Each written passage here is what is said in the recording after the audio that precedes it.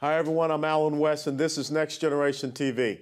It is being reported that chemical weapons have been used in the Syrian civil war, an act that President Obama said would be crossing a red line, and what many thought would trigger direct U.S. involvement in the conflict.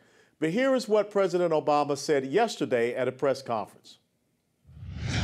And what we now have is evidence that chemical weapons have been used inside of Syria, but we don't know how they were used, when they were used, who used them. We don't have a chain of custody that establishes what exactly happened.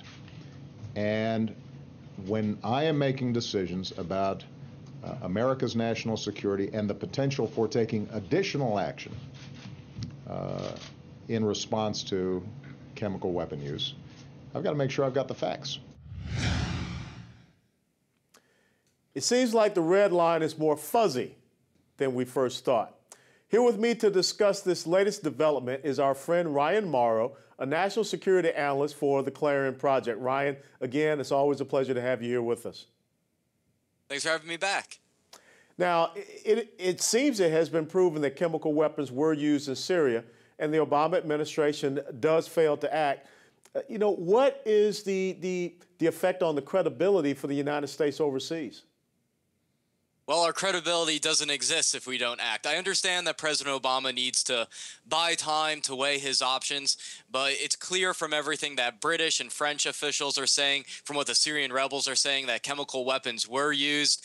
And this is really Bashar al-Assad calling our bluff, because we said that would be a red line if he used chemical weapons at all. So what did the dictator do? He used a small amount, knowing that we wouldn't want to get involved militarily just over that small amount. And at the same time, he's going to, just as he has in the past, accuse the rebels of being the ones of using chemical weapons. So that's another reason he's using a small amount, because he wants to tell the world, I told you not to support the rebels because they would get their hands on my chemical weapons and use them, and that's what happened.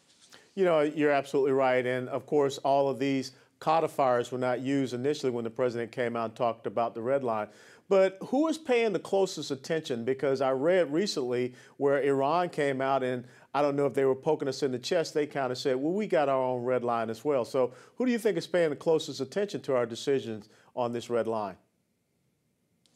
Every single country that ever thinks there could be a conflict of interest with the United States. When you say a red line, that's your entire credibility.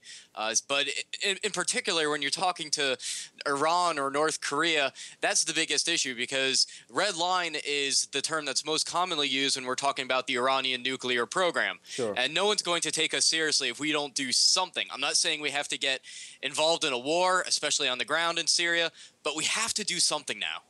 Well, that's an important thing.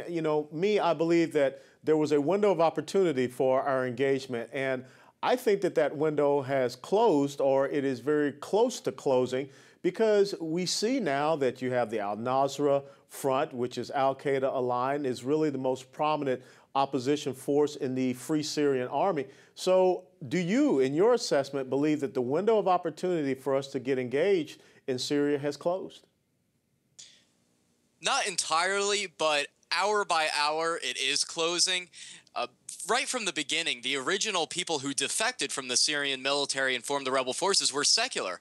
And people who I talk to that are secular and democratic, anti-Muslim brotherhood in the Syrian opposition, like them. And they and the original defectors were saying very loudly, they said, if you do not work with us, other people are going to get control on the ground, and you do not want them to get control on the ground. And that's exactly what's happened. It is a major failure of U.S. policy when you have al-Qaeda winning the war for the hearts and minds on the ground. It's unbelievable. And so increasingly you have the secular forces, what remains of them, being pushed to the side.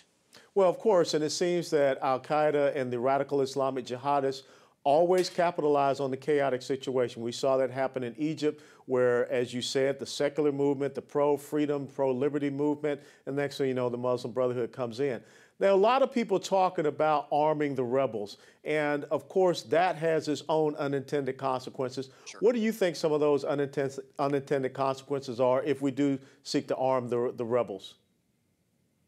Well, they could very easily fall into the hands of Islamic terrorists or even just average criminals, because Syria is the closest thing to hell on earth right now. You have militias that hate each other, sects that hate each other. This is going to get worse and worse. And I don't like to say that because I've studied the Syrian opposition since I was about 17 years old. It's something I feel passionate about. But this is just going to be a giant pool of blood that's going to rise with each day. And so if you start arming the rebels, not only might you mistakenly arm the terrorists directly, but let's say you arm the good guys. What's stopping the terrorists from coming and killing them and taking their weapons? Or from them selling their weapons to people that are terrorists or criminals or rogue regimes or whatever? I'm not opposed entirely to arming rebels if we can vet them and make sure that they're strictly secular, democratic oriented. But right now, we're not even drawing a distinction between the Muslim Brotherhood and the rest of the forces because we consider them to be moderate.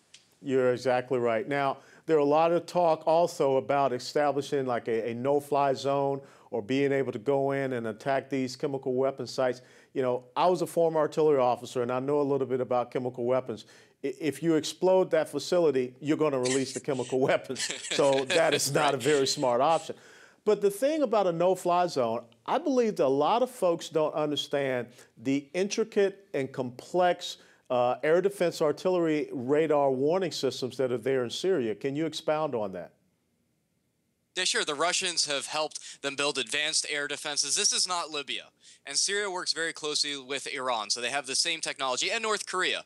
You have to look at them as essentially one entity. And the Russians have been upgrading their air defenses, especially since the Israeli airstrike in 2007 that wiped out one of their secret nuclear weapons facilities. So you're talking about having to not just send in a couple airplanes and scare the pilots into not taking off. You're talking about targeting the Air Force, the radar, air defense missile systems. You probably have to take out the artillery positions and other tanks that start firing on rebel positions as they panic while that's going on. Because if you have planes in the sky blowing up the air defense systems, but you see a massacre happening right down the block, you can't say, no, I'm not going to get involved. So it's very hard to not fall into mission creep with that type of operation. You're absolutely right. And the other thing is that how do the rebel forces on the ground delineate between the Syrian Air Force and friendly air forces? You're going to have to put someone on the ground to make that type of coordination, or you're going to have to give them the type of equipment that allows them to make that type of distinction and delineation. Last question, Ryan. You know, Israel. What has Israel's response been to all of this, and really what should their response be? Well, we're getting a lot of contradictory signals from Israel. That's because, on the one hand, Israeli officials are adamant in saying that they do want Bashar Assad gone, but then at the same time, you hear a lot of worry coming from Israeli officials about what's going to follow Bashar Assad as the chaos unfolds. Their strategy right now has to be just everything covert. If they want to develop covert relationships with, like I said, the secular democratic elements of the rebels, then that's fine. But direct involvement is not going to be good for the Israelis or really for the United States or anyone else. Well, I tell you, Ryan, I just don't see how this ends up being a good ending, because even if Bashar al-Assad is gone, then you're going to have an internal civil war between those pro-liberty, pro-democracy groups, pro-Western groups, and the Muslim Brotherhood-backed, al-Qaeda-backed Islamic jihadists as well. So, you know, again, this window of opportunity is closing. But thank you so much for joining with us. Thanks for having me. And please check out Ryan's work at clarionproject.org. And for Next Generation TV, I'm Alan West, and thanks for watching.